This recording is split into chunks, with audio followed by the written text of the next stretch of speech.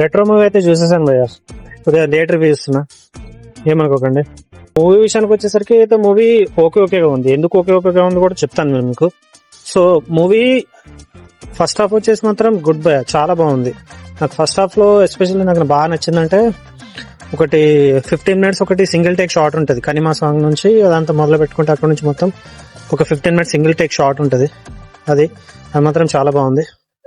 So మనం first half అయిపోయేసరికి, first half interval అయిపోయేసరికి సెకండ్ హాఫ్ అనుకుంటాం ఇంకా బాగుంటుందేమో అని చెప్పి, బట్ సెకండ్ హాఫ్ వచ్చేసరికి మూవీ ఎటెటో వెళ్ళిపోతుంది అది.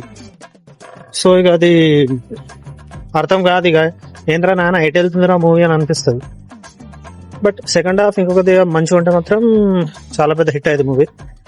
సో మూవీలో ప్లస్ పాయింట్ ఏంటంటే ఆబ్వియస్లీ సూర్య యాక్టింగ్ బాగా చేశాడు, బట్ నాకు ఎస్పెషల్ అంటే బీజిఎం అబ్బా, సంతోష్ నారాయణ బీజిఎం అయితే మాత్రం కొన్ని చోట్ల మాత్రం మజా అనిపించింది బీజిఎం. కార్తిక్ సుబ్బరాజ్ డైరెక్షన్ అయితే మాత్రం గుడ్, బాగుంది. బట్ సెకండ్ హాఫ్ కొద్దిగా బాగుంటే ఇంకా బాగా అనిపించేది, ఇంకా బాగుండేది మూవీ. ఇది 18+ మూవీ కాదు, ఇది ఎవరైనా చూడొచ్చు.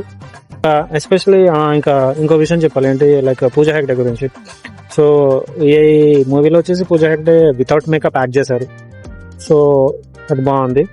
ఇంకా ఇందులో కూడా విలన్ క్యారెక్టరైజేషన్ వచ్చేసి కొద్దిగా వీక్ అనిపిస్తుంది అప్ప, అది ఇంకా కొద్దిగా మచ్ బెటర్ ఉంటే బాగా అనిపిస్తుంది. సో మీరు కార్తిక్ సుబ్బరాజ్ మూవీస్ ఫాలో అయితే లాస్ట్ మూవీ వచ్చేసి జిగర్ తంటే XX అనే ఒక మూవీ ఉంటుంది.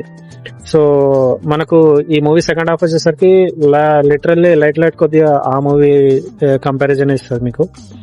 ఓకే, సో ఇది నా రివ్యూ, అంతవరకు ఉంటా, బాయ్.